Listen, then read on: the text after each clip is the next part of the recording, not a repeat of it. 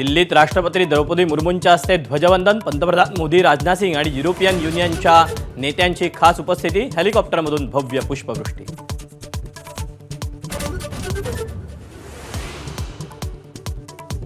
महाराष्ट्राचं वैभव असलेल्या गणेशोत्सवावर आधारित चित्ररथानं जिंकली कर्तव्यपथावरच्या पाहुण्यांची मनं.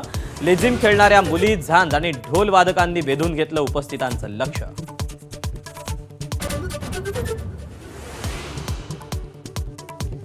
मुख्यमंत्री देवेंद्र फडणवीसांच्या हस्ते शिवाजी पार्कमध्ये झेंडावंदन. दुष्काळमुक्त महाराष्ट्राकडे वाटचाल करत शेतकऱ्यांना सुजलाम सुफलाम करण्याचा प्रयत्न करणार, मुख्यमंत्र्यांची ग्वाही.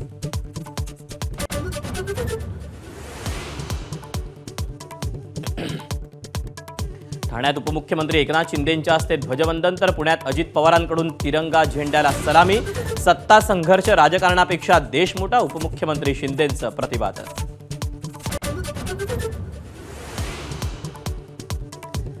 अनेक वर्षांच्या प्रतीक्षेनंतर रायगडमध्ये मंत्री भरत गोगावलेंकडून ध्वजवंदन. आज आनंदाचा दिवस, सर्वांना शुभेच्छा देत गोगावलेंची सुखद प्रतिक्रिया.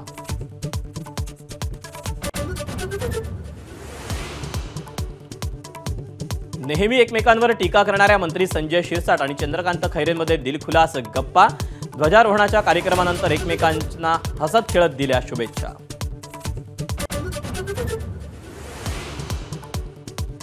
बुलढाणा जिल्ह्यात 4 मंत्र्यांची ध्वजवंदनाला दांडी. पालकमंत्री मकरंद जाधव, सहपालकमंत्री संजय सावकारे गैरहजर. कुणकरही फिरकले नाहीत, तर केंद्रीय राज्यमंत्री प्रतापराव जाधवांचीही पाठ. जिल्हाधिकाऱ्यांच्या हस्ते ध्वजवंदन. नाशिकमध्ये प्रजासत्ताक दिन सोहळ्यादरम्यान वनविभागाच्या महिला कर्मचाऱ्याचा गोंधळ. मंत्री गिरीश महाजनांनी भाषणात आंबेडकरांचं नाव न घेतल्यानं नाराजी. माधवी जाधव सध्या पोलिसांच्या ताब्यात.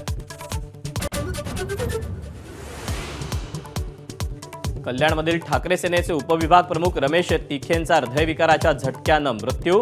बेपत्ता नगरसेवकांचे पोस्टर लावल्याप्रकरणी तिखेंवर गुन्हा.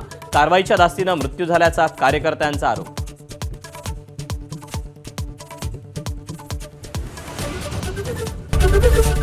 एबीपी माझा, उघडा डोळे बघा नीट.